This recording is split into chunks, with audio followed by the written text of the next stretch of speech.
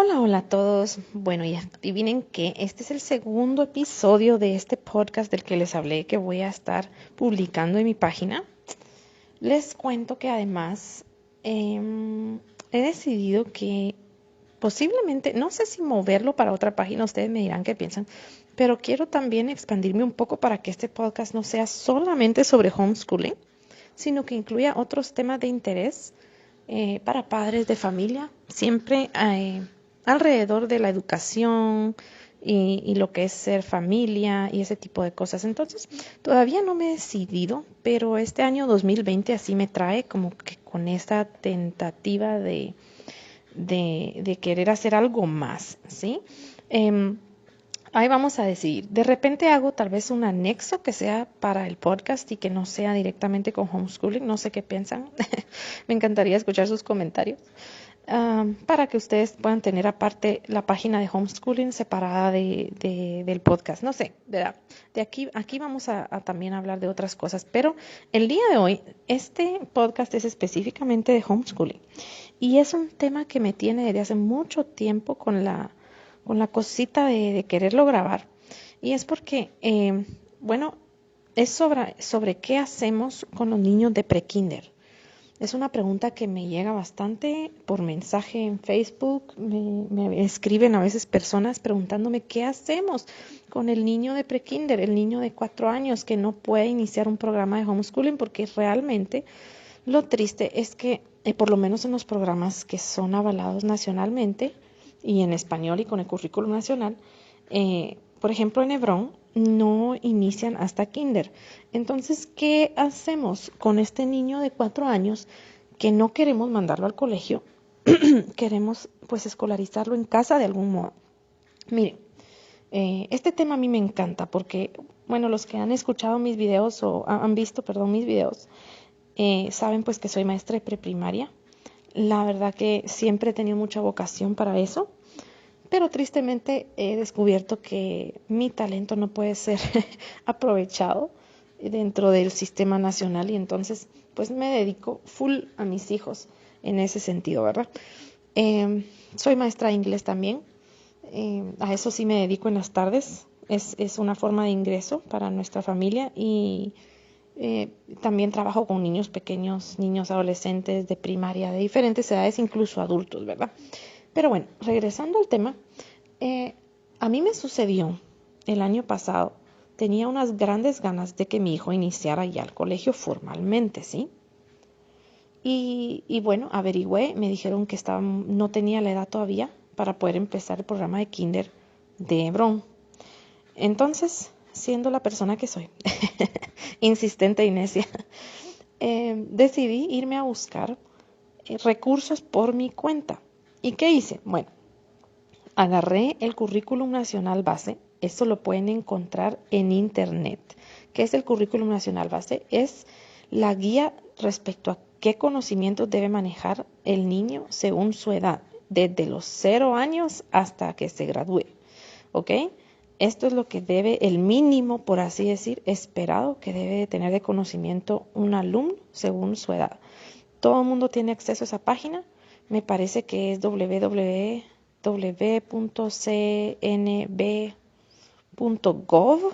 Al final en los comentarios les voy a poner el enlace. Pero si ponen CNB Guatemala en Google les va a aparecer el link. Y ahí, bueno, me fui a ese link, busqué educación inicial, que es la que se considera educación de prekinder. ¿Sí? Sería educación desde los 0, me parece que de los 0 a los 3 años es educación inicial. No, perdón, 0 a los 4 años creo.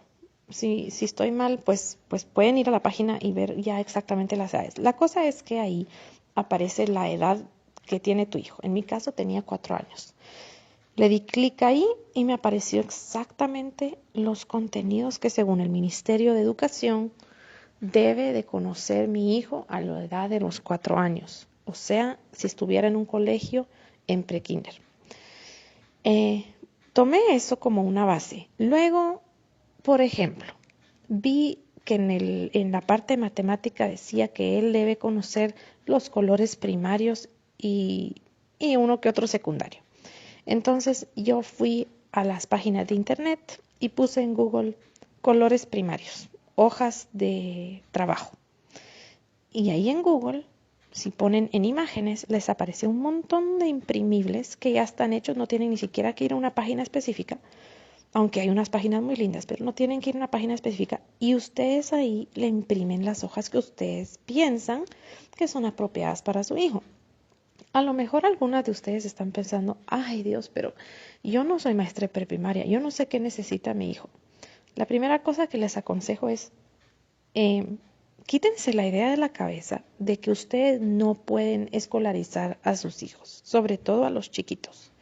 Quítense la idea de que necesitan una maestra especializada en psicopedagogía, con especializaciones en educación internacional y no sé ni qué otros cuentos, porque no es cierto. Un niño de edad preescolar necesita de muy pocas cosas para aprender, pero una primordial, y es la relación con una persona que le tenga suficiente amor y paciencia para poderle enseñar. Ese es el ingrediente clave. Si ustedes aman a sus hijos, ustedes pueden enseñarles. Lo demás se va aprendiendo. Al final de cuentas, pongámonos a pensar una cosa. ¿Cómo es que un niño, que una maestra se especializa para educar a un niño? O sea, ¿qué tuvo que hacer esa persona para poder dar clases? Bueno, fue al colegio, en el caso de nuestro país, hizo un magisterio en un colegio, ni siquiera era una persona adulta ni con hijos para saber lo que es tener un hijo.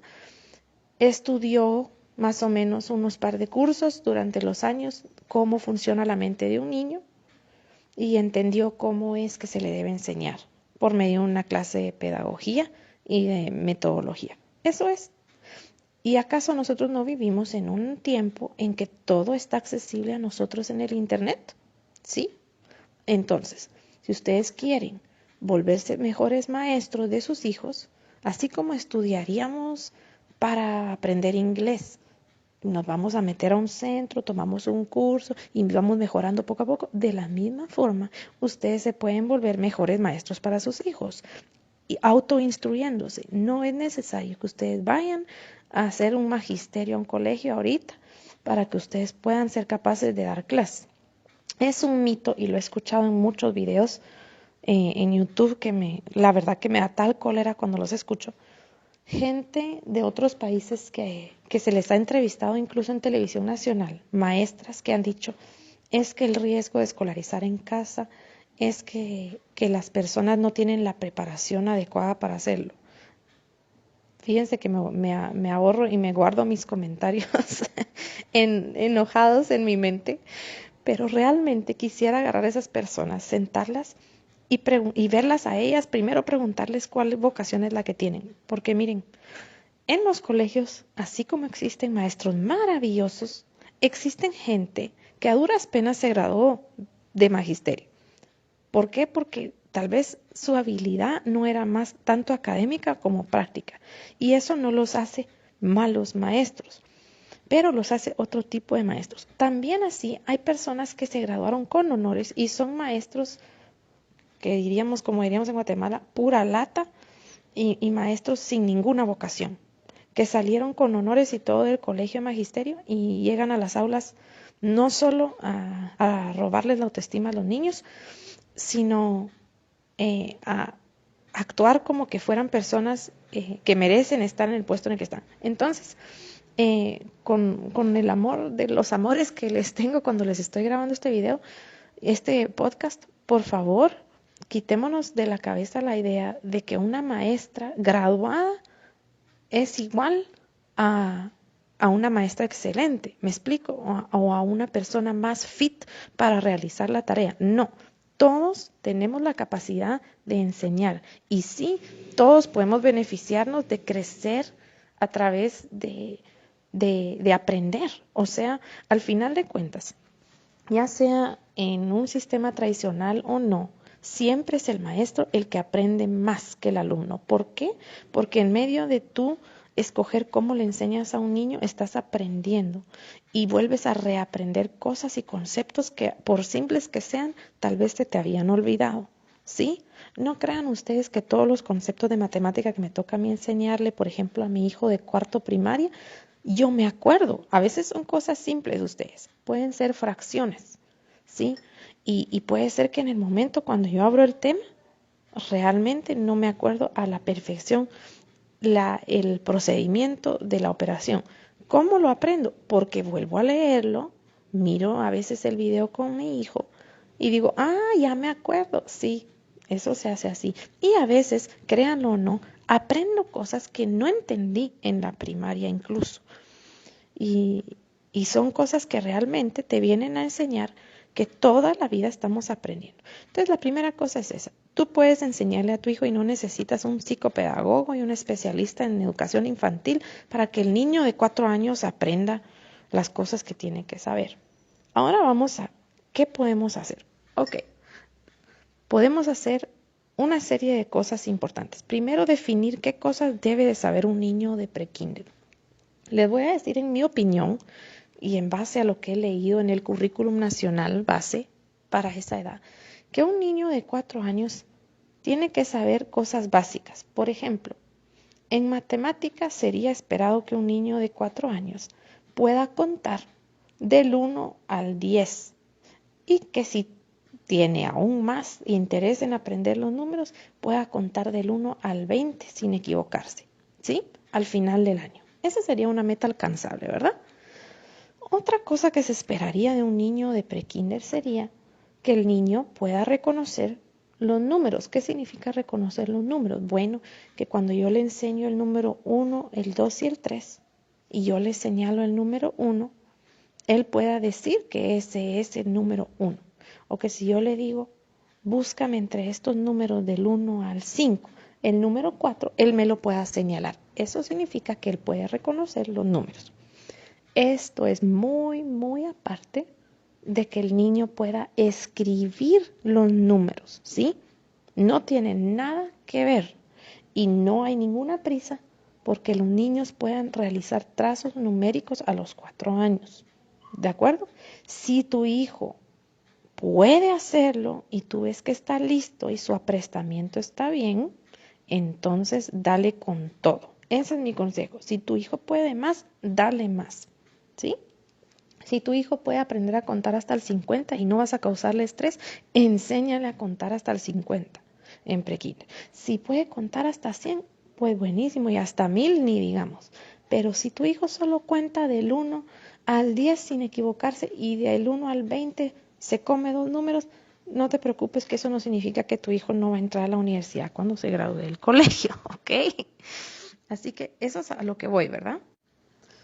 Algo más importante todavía, que eso es en la parte no es matemática, sino en la parte lingüística, la capacidad de tu hijo o tu hija de poder escuchar y comprender y responder.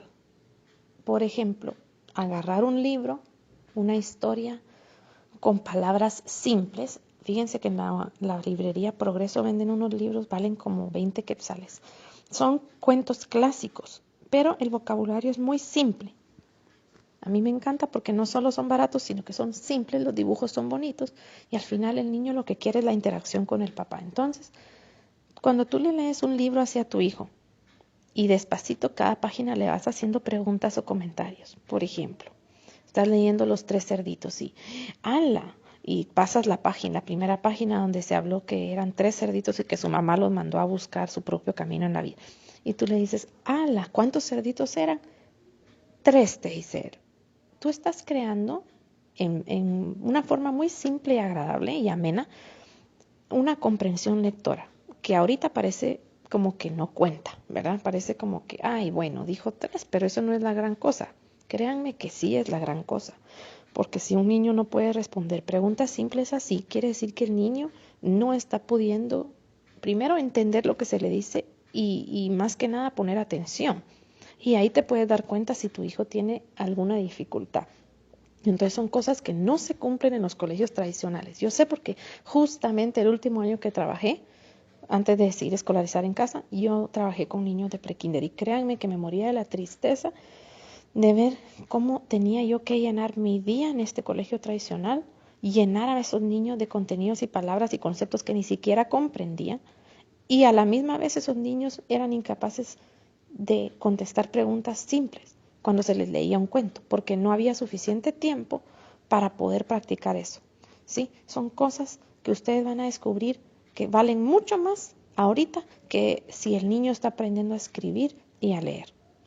Entonces, en mi opinión, ahorita ni siquiera estén pensando en que el niño esté leyendo y escribiendo. Eso va a pasar de 5 años en adelante, pueden empezar. Y si el niño no está listo, incluso a los 7 años puede aprender en una semana un niño a leer y a escribir, ¿sí? Entonces, bueno, volviendo a eso, importantísimo la lectura, leerles, hacerles preguntas, hacer juegos, dramatizaciones, a ver, contame y qué escuchaste, qué dijo el cerdito cuando su mamá le pidió que hiciera tal cosa. Preguntas simples para ver cómo está la atención del niño. Es importantísimo para su comprensión lectora y para que eventualmente aprenda también a leer, porque si el niño no tiene suficiente vocabulario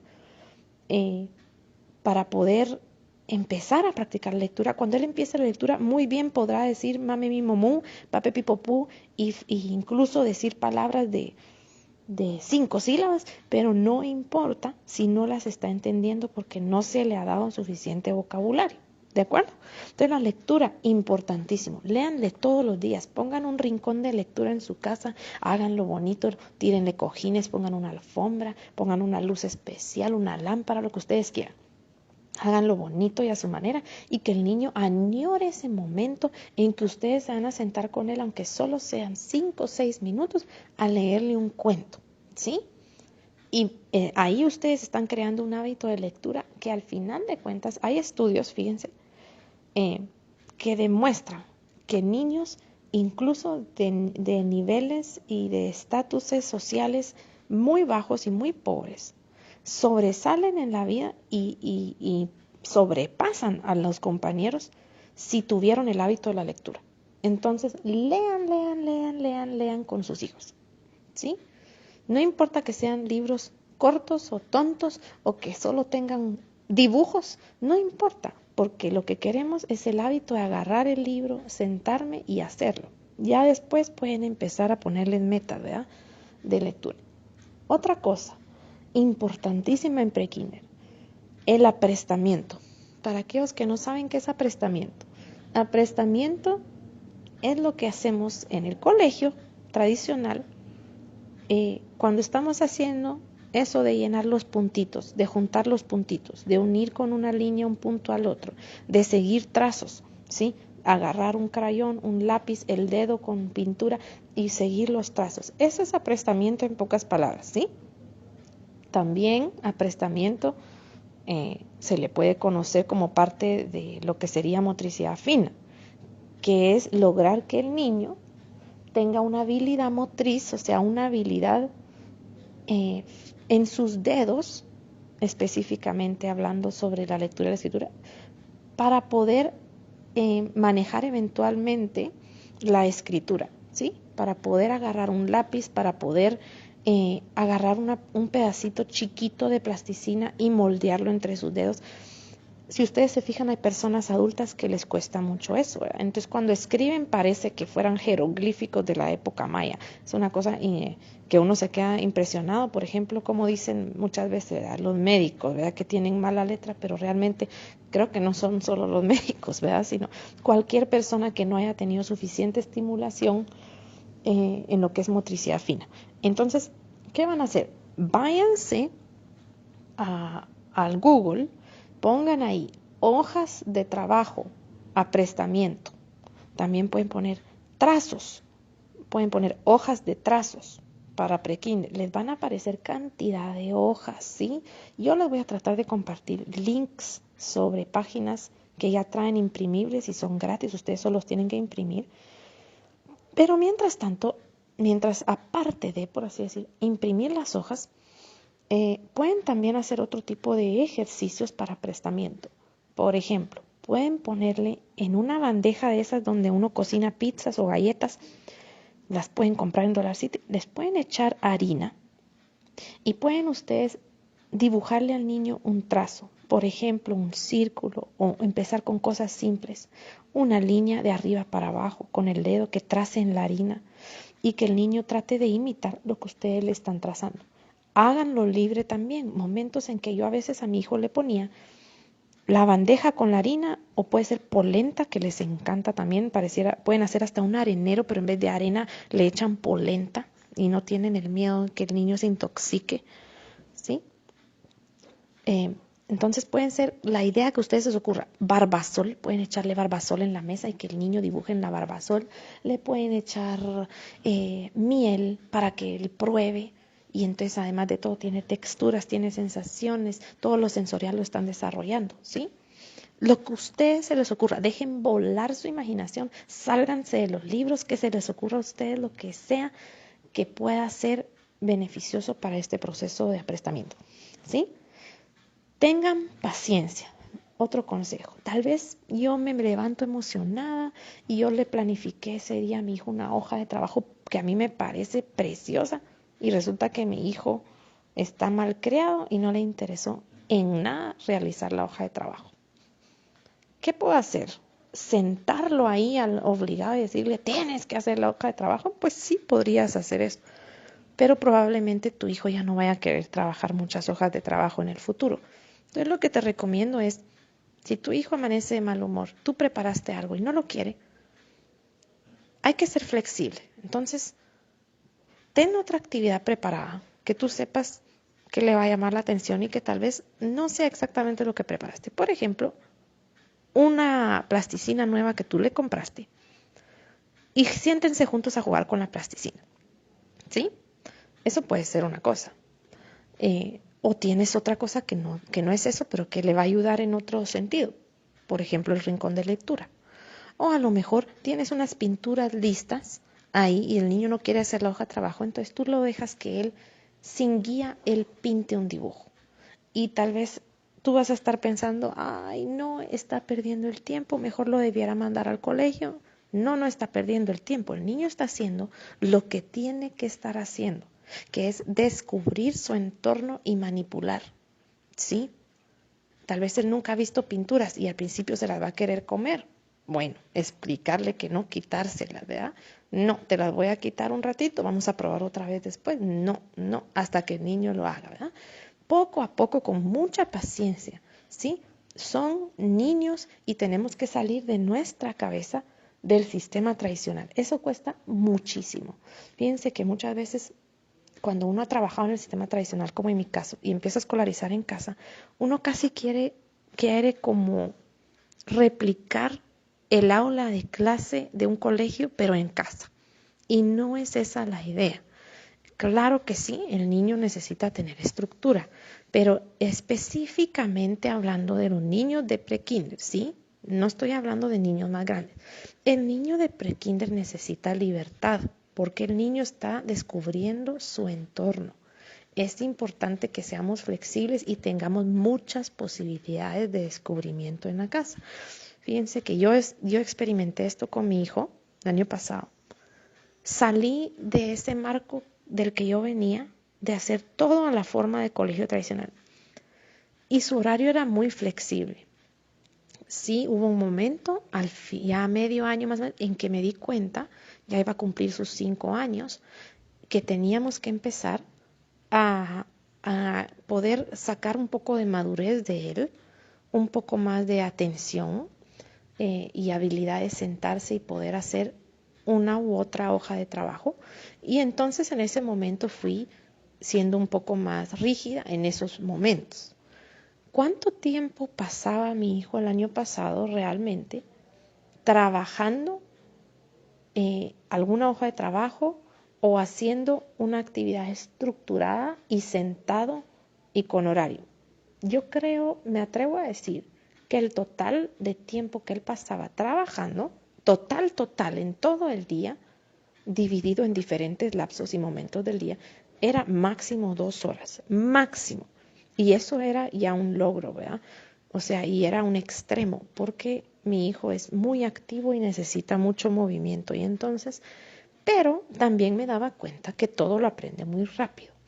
Entonces, cuando ya vio que él estaba listo, sí, empecé entonces, pasé de hacer cosas rapiditas a extenderlas un poco más, de manera que cada actividad no duraba más que 6 o 7 minutos, ¿sí? Pero para él esos 6 o 7 minutos eran bien invertidos en una actividad que yo le había preparado especialmente, ya fuera de contar, ya fuera de trazar números, porque en el caso de él, habíamos pasado a los 3 años, yo me dediqué a hacer aprestamiento todo el año con él. Entonces a los 4 años él ya estaba listo en sus manitas, tenía fuerza y quería agarrar un lápiz y él quería trazar. Entonces ya empecé con trazos que no eran solo aprestamiento, sin solo rayas por así decir, sino que ya eran, por ejemplo, el número 1. Y trabajamos el número 1 casi, por ejemplo, casi 2 meses. Solo el 1, solo el 1. Y mira el 1 aquí, puse el número 1 por diferentes partes de la casa y cada vez que pasamos por ese pedacito le decía, mira, ¿qué número es ese? 1, 1, 1. Y en 2 meses, sin tanto esfuerzo y sin estar sentado en un escritorio, él ya reconocía el número 1 y eventualmente lo aprendió a trazar. Ahorita, él tiene 5 años y él traza los números del 1 al 10 y reconoce del 1 al 20 en español y en inglés. Eso se los cuento para que vean que uno siempre está preocupado de que tal vez no va a funcionar. Y al final los niños miren, los niños son los científicos mejores del mundo. Ellos investigan, ellos quieren descubrir, ellos preguntan, ellos no les da vergüenza preguntar, ellos no tienen pena de arruinar las cosas, ellos buscan y descubren, ¿sí? Y debemos aprovechar eso en ellos y no pasar tanto tiempo divagando en pensar lo mal que pensamos que nos va a ir, ¿sí? Ese es un consejo nada más. Tómenlo como de amiga a amiga, ¿sí? Eh, yo soy así, yo solía ser súper estresada, sobre todo con él, porque tenía la pena, les voy a contar, que él es un niño bilingüe. Y a pesar de que él nació aquí, los otros grandes nacieron en Estados Unidos, él nació aquí, claro, tiene su nacionalidad, pero yo aquí siempre le he hablado en español, pero recibió mucho inglés de la familia. Y entonces los hermanitos entre ellos también se hablan en inglés, su relación pareciera ser en ese idioma. Y entonces él copiaba de ellos, a pesar que yo le hablaba mucho español. Entonces, yo con la pena de que él no fuera a aprender a hablar español pronto, empecé casi con un pánico a buscar dónde lo metía, en qué colegio tradicional lo metía. Y debatiendo con mi esposo, lo metemos, no lo metemos, le va a hacer bien, le va a hacer mal, ¿qué hacemos? ¿Dónde lo metemos?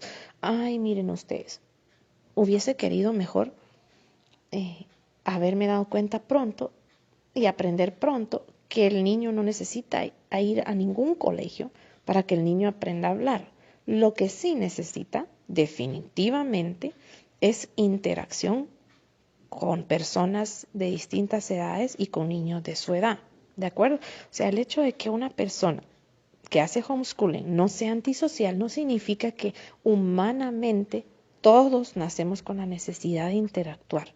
Claro que sí, pero no quiere decir que la única forma de hacerlo es estando en un grupo restringido dentro de un colegio, en una aula de clase. En realidad la socialización que se produce ahí es guiada y manejada y con un solo grupo de edad. Entonces los niños tienden a ser hasta abebados, ¿verdad? Hasta un poco demasiado abebados cuando ya están en primaria, porque solo interactúan con niños de su edad. Esa es la diferencia entre un niño homeschooler y un niño fuera. Los niños, y pueden leerlo, ¿verdad? En varios artículos, los niños que están educados en casa desde chiquitos tienden a ser muy amenos con los adultos, no tienen pena de hablar con ellos, interactúan con niños de distintas edades, son poco prejuiciosos y incluso demuestran una cierta madurez en su conversación cuando hablan con otras personas mayores, ¿verdad? Entonces, importante, tienen vecinitos, encuentre un vecinito y cada vez que tenga la oportunidad, vaya al parque, vaya al mall, vayan a un McDonald's, que el niño juegue y hable con los otros niños. Les voy a contar algo, mi niño no hablaba nada de español. Yo estaba un poco preocupada ahorita a final de diciembre, pensando, Dios mío, ¿qué vamos a hacer? Pero fíjense ustedes que nos mudamos hace como 2 meses y medio y hay un parquecito aquí. Y entonces empecé a ir al parque todas las tardes. Miren ustedes, ahorita, hace unos días fui al parque y el niño habla como no se imaginan en español. En 2 meses, solamente de ir 1 hora diaria al parque, el niño estaba hablando en español. ¿Sí? Y no era porque estaba pasando grandes ratos sentado con una sola persona platicando. No, estaba escuchando en su ambiente las conversaciones, porque le gusta mucho jugar solo. Estaba viendo otros niños, unos le saludaban, otros le hablaban, y así. Para que ustedes se den cuenta que el cerebro de un niño está hecho para absorber una cantidad increíble de información en muy corto tiempo. Por eso es que son una maravilla para aprender idiomas los niños, ¿sí? Así que no se estresen. Si tu hijo no está hablando, yo te aconsejo que, aparte de que te fijes bien en las señas, a ver si tu hijo no tiene un atraso de lenguaje o alguna dificultad específica, aparte de eso, hagas lo posible porque el niño interactúe. No importa qué actividad escojan, puede ser un grupo de niños de baby gym, puede ser ir al parque, puede ser llevarlo de vez en cuando a McDonald's, pero yo diría que es importante ya a los 4 años que el niño todos los días tenga un poquito de interacción por lo lingüístico, ¿verdad? Por lo lingüístico. Y no tienen que ser grandes masas de gente, ¿sí? Y también analizar si nosotros hablamos suficiente con nuestros hijos. A veces eso pasa, que somos papás que nos cuesta como entablar conversación con nuestros hijos chiquitos porque realmente no vemos por dónde ponernos a platicar grandes cantidades de temas con ellos, pero es necesario y debemos forzarnos a hacerlo, ¿verdad? A veces parece que es un monólogo porque solo nosotros hablamos, ¿verdad? Pero todo eso les sirve a ellos. Entonces ya dijimos, aprestamiento, ¿verdad? Importante. Hay una página que se llama www.materialdeaprendizaje.org, me parece. Si no es .org, es .com. Vayan a esa página. Ahí hay una cosa que se llama librioso. ¿Cómo es que se llaman? Bueno, son unos libros de trabajo, sí, que están por grado, creo que llegan hasta como sexto primaria. Y yo lo que hice fue imprimir de ciencias sociales, de idioma y de mate para mi hijo de prekinder. Hace 1 año y medio fue eso. Con esos 3 folletos se llaman. Con esos 3 folletos trabajé con él todo el año, ¿sí? Y cuando veía alguna hoja que yo pensaba que era muy adelantada para él, simplemente no la hacía. Pero tiene actividades preciosas, es un programa gratis y ahí está disponible para ustedes. Y les digo que para las que son maestras que trabajaron en prekinder, probablemente están pensando más o menos lo mismo.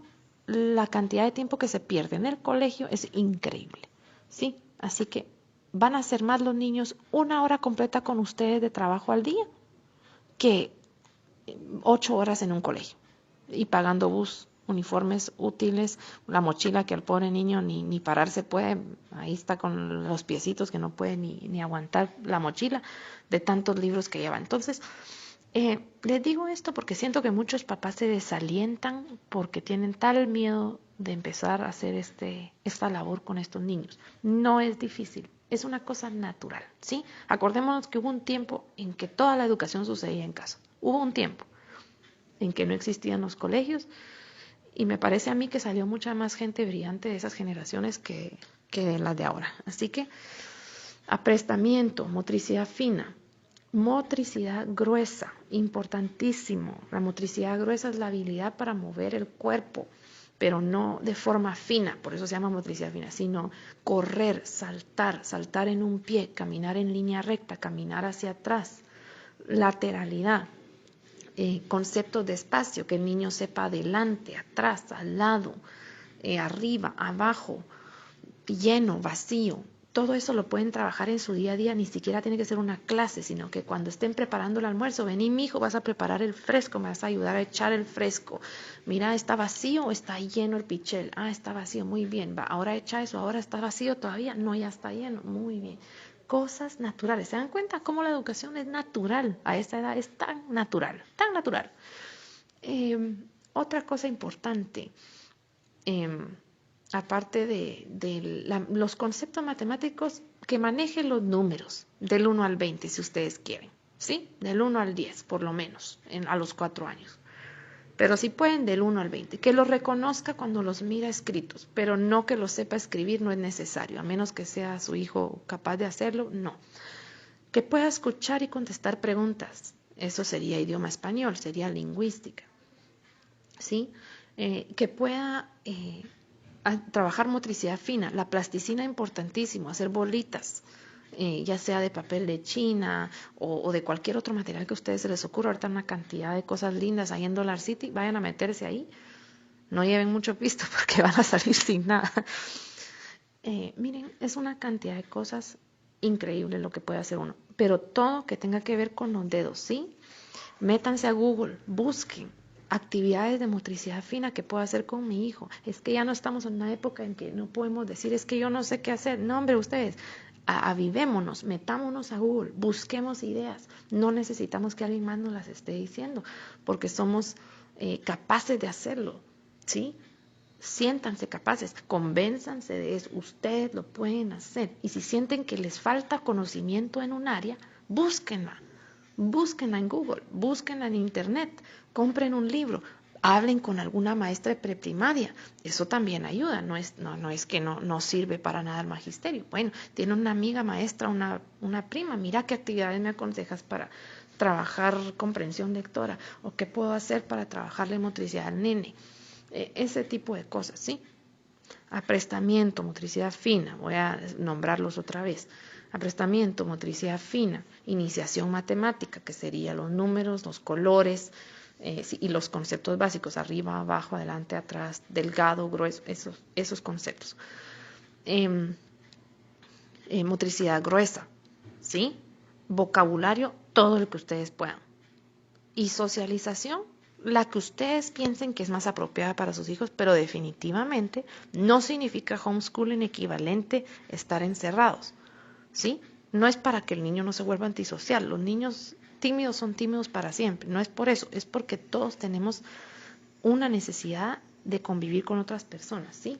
Entonces, buscar las mejores compañías para nuestros hijos y tratar, entre lo posible, de obligarnos. Yo sé que a veces cuesta en medio de los quehaceres y todo, a mí a veces me cuesta, pareciera mentira, pero me cuesta entre mis quehaceres decir, bueno, voy a dejar esto, ya es tal hora, voy a llevar a los dos chiquitos al parque, ¿sí? Vamos ahorita. Cuesta, a veces cuesta encontrar un momento, pero o el ánimo para hacerlo, pero hay que hacerlo, ¿de acuerdo? Entonces, bueno, espero que no se hayan agotado mucho con este podcast. A mí me fascina compartir con ustedes. Yo hablo un montón, ya lo saben. Así dice mi esposo y mis hijos también. Pero yo creo que todo se puede lograr si hacemos lo posible y creemos en nosotros. Entonces, voy a compartirles links, estén ahí al tanto. Un link más que les recomiendo para trabajar inglés se llama abcmouse.com. Sí se paga, son $6 me parece al mes, pero puede incluir hasta 3 niños por ese precio. Y es un currículum completo desde pre-kinder, me parece, hasta segundo primaria. O sea, es equivalente a un programa completo de todas las materias de esa edad a la otra. Y es como un juego, pareciera un jueguito, a los niños les encanta hacerlo. Entonces, eso para inglés. Bueno, les mando un gran abrazo. Primero Dios, pronto les grabo otro de estos podcasts y me cuentan ahí sus comentarios. Un saludo, un abrazo y feliz año.